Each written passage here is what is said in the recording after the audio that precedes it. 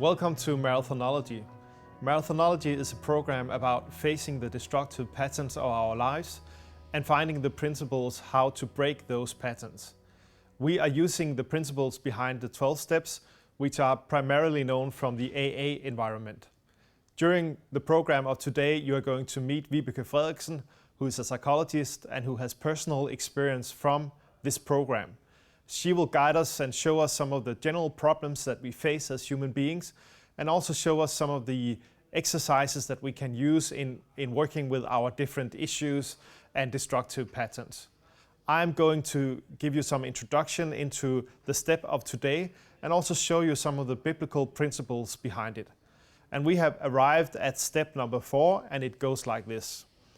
We made a searching and fearless moral inventory of ourselves.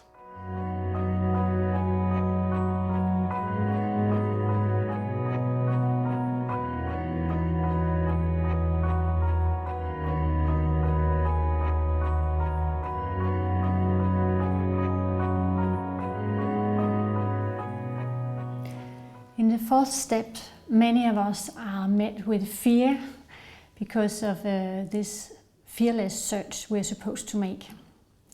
Very often we have the fear of things coming from our past that we are not aware of, that we have a huge amount of unknown experiences that we have pressed away so heavily that we are not aware that they exist. And I would like to share with you that I have experienced the same fear, and many others have experienced this fear in this situation. And very often there's no reason for this fear. Most of us are very well aware of what happened in our past, even though we might try to forget it. So my advice to you will be that you do not let this fear prevent you from taking the courage it takes to go through the fourth step.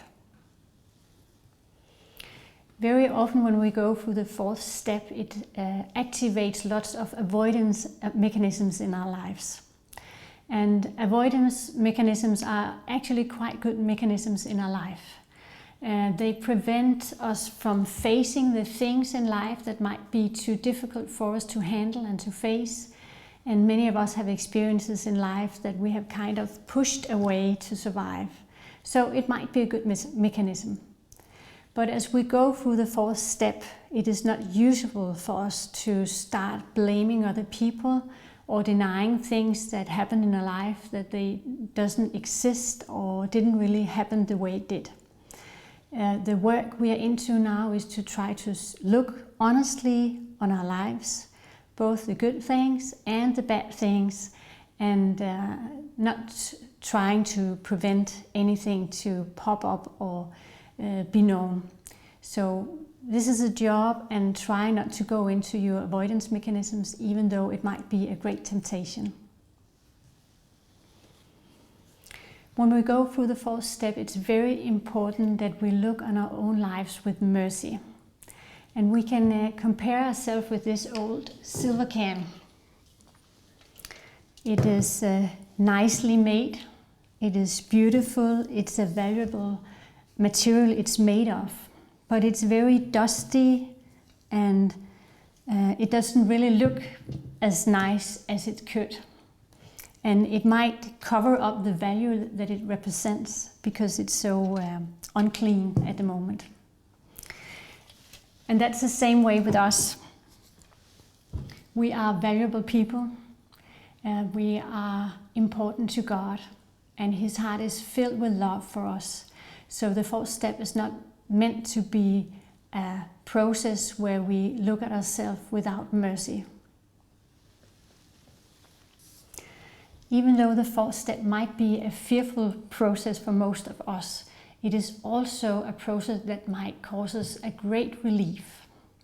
First of all, it's a great relief to go through a process where I can say that I have looked into my life. I didn't try to cover anything or hide anything away. I know what my life is like. I have looked at it, the good thing and the bad things as well. Another great relief is that when we go through the fourth step, we look at both the good things and the bad things in life. And I might experience sides of myself that I actually like, things that other people value about me, and those things that made me a special person. Finally, going through the fourth step might also cause a relief in the way that many of us feel guilty about things in life that we couldn't really control or do any changes about. And going through this fearful search of our life give us the opportunity to see where is the situations where I am guilty and what is the situation where I feel a sense of false guilt that is not real, a guilt that I can get rid of and not take in my life because I was not the guilty person.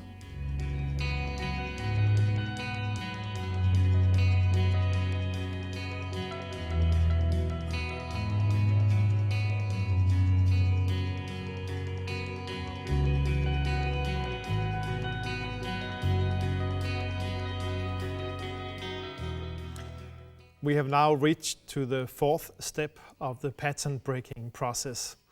And it goes like this. We made a searching and fearless moral inventory of ourselves. I remember quite many years ago, there was a program in the television called This Is Your Life. And in this program, a person totally unknowingly was dragged into the TV studio, and he was confronted with all kinds of material from his past, friends, colleagues, school teachers, and close family. They were interviewed and old pictures were shown and stuff like that. And normally this was a very cozy program and nothing very dangerous came up, only the good stuff from this person's life. But when I went through this phase of my pattern breaking, I was actually thinking about this program, and I was having this thought, well, what if it really lived up to its name, This Is Your Life? The American writer Somerset Maugham, he has expressed it like this. If I wrote down every thought I ever thought and every deed I ever did, people would call me a monster of evil. Now, many of us would say, well, if it only is about what I have done, well, I might not call myself a monster of evil. But many of us would say, well, if it's about also what I have thought, they could call me a monster of evil, because in my thoughts, I have killed quite many people. I have tortured a number of people. I have been extremely angry with a lot of people. And many of us can only have to think about last time we were out driving in the traffic, or last time we had a deeper conflict in the family. So we know a lot of stuff is going on the inside, which is really destructive and bad in our lives. Much of the pain that we experience connected to the destructive pattern has to do with guilt. And we are really struggling with this because we feel guilty connected to the dreams and expectations we have had to ourselves and our own lives. We feel guilty for the consequences our destructive patterns have had to our close relationships. And we don't really know how to deal with this guilt. Sometimes we talk to ourselves about it, we think about it. And sometimes we talk to our friends about it and we try to console each other. And often we use a sentence like this, well, this was because of the circumstances, it was really not your fault. And sometimes we feel a short relief when we hear sentences like that and come to those kinds of conclusions. But then again, it doesn't take long before we are left with an unsatisfied feeling. Because if we take away the responsibility for what we have done, what we have chosen, our reactions, we also take away something very fundamental about being a human being, which is our freedom. Connected to our freedom is the responsibility for what we choose with the freedom that we have. The responsibility for saying yes and saying no, and for all the reactions that we have in life. And if you take away that responsibility, you take away freedom, and you take away some of the most central essence of being a human being. In our inventory, we go straight into these things that can be very painful, very hurtful. And this is necessary for us, but we don't do it alone. We don't do it in a depressive mode. We do it together with the one that we have gotten acquainted with in the first 3 steps of this pattern breaking process that we are in. We do it in company with God. And actually, we are not really doing the inventory ourselves, but we are asking God to take a journey with us in our past, in our lives, and we ask Him to show us what He wants to show us about what we need to take responsibility for, the consequences and the sins that has been going on in our life. The disciple John was one of those who walked very close to Jesus, and I believe that he was a big consumer of the grace of God and had these processes in his own life. And he says it like this: if we confess our sins, He is faithful and just and will forgive us our sins and cleanse us from all unrighteousness. Now, let's take a little closer look at this text. And let us start from the end of the text, where he says that God will forgive us our sins and cleanse us from all unrighteousness. There's a word here that sometimes can trigger some unfamiliar or some unpleasant feelings in us. The word sin can be a problematic word to some of us. Historically, we know that authorities and powers have abused this word.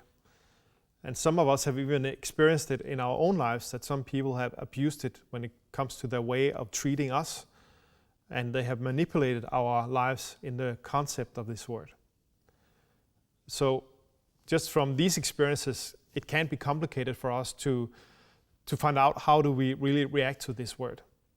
But also, the word itself means that we as human beings are responsible not only to ourselves and the people close to us, but we are also responsible to God. It holds in it this concept that we are created by God, that God has thoughts and plans for our lives, and we, to some degree, are accountable as to how we live up to His plans, His thoughts, what He has placed in us, His creation. And to many of us, this is quite painful, it's quite hurtful, and we are a little scared about this idea because we have this feeling inside, well, I probably did not live up to those plans, but I probably failed according to what God wanted, what He meant for me, for my life. It says in the text that God will forgive us, that He will cleanse us of our sins and our unrighteousness. And here we are dealing with the big theme of the Bible of Jesus coming to the world, Jesus taking upon Him the consequences of our sin and our unrighteousness. And the Bible talks about that Jesus did this purely by grace, and this is something that He offers to everyone who wants to receive it, which means that I don't have to do anything to make myself deserved to receive this gift from Him. It's possible for me that when I confess my sin, to receive His grace, to receive His forgiveness. But even more than that, I'm not only kind of receiving the forgiveness, I'm also receiving an acceptance, and I am receiving a worthiness from God that I have not deserved at all.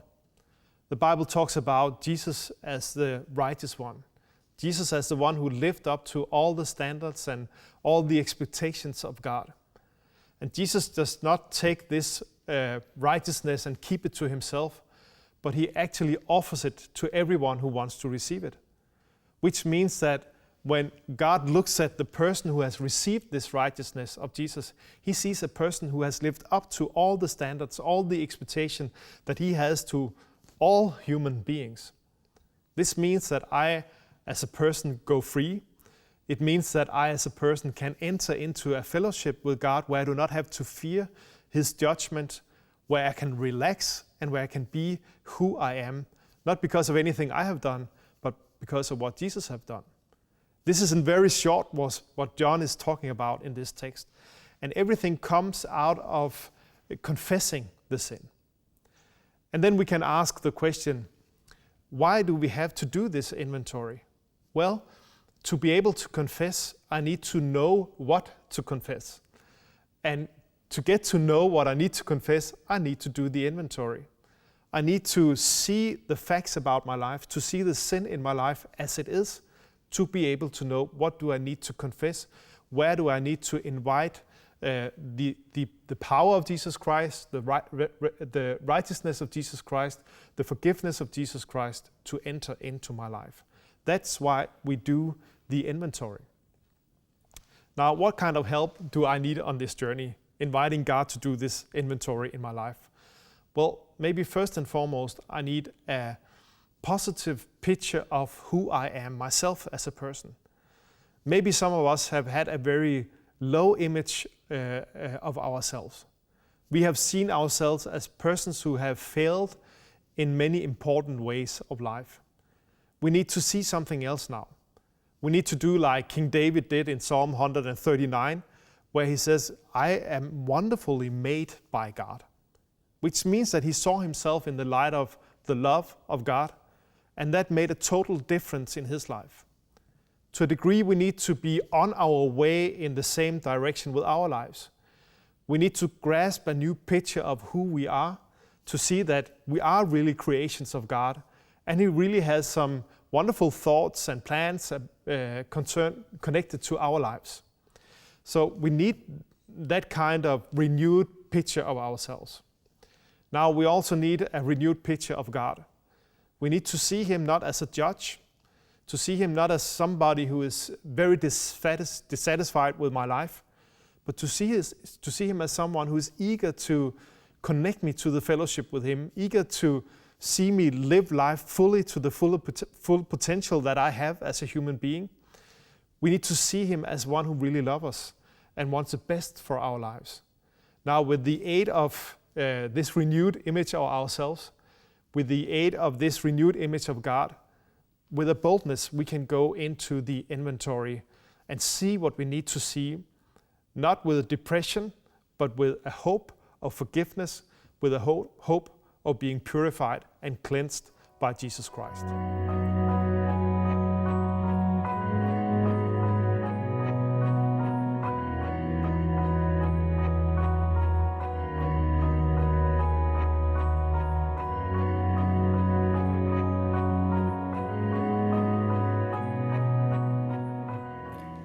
We have now heard Lars give an introduction to the fourth step, and I will give you some advice how to work with it.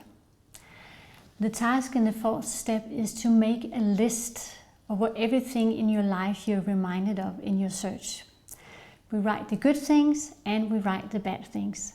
And it's very important for us that we write both. This is not a list of dysfunctional disorders in our lives or any kind of negative focus, but it's an attempt to try to see my life as it really is. And my life is not only the bad things, my life is good things as well. And I list both of them. It is said in the first step that we make a fearless search. And the fact is that most of us are scared to death. So the fearlessness doesn't mean that we can do this without fear. The fearlessness means that we actually do it, even though we are scared. We try to go into this without hiding anything, without pretending. And the fourth step is the next step on our way to have a life in alliance with our own values. The fourth step represents for most of us both a great fear and a great relief. So it is important for you, as you make your list with the good and the bad things, that you are linked up with other people. Make sure you have your group or your friends supporting you in this process. And make sure that you remember the mercy of God and the value of yourself as a person.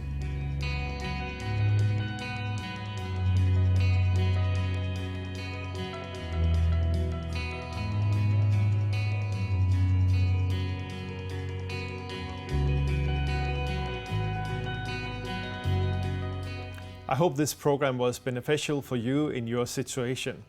If you want to explore this further, I will recommend this book, Marathonology. In the book, you will find stories from people who have been working with the steps. You will find the principles behind the steps and exercises that you can work with in your life and in your situation. And if you want to, you're also very welcome to check out our website.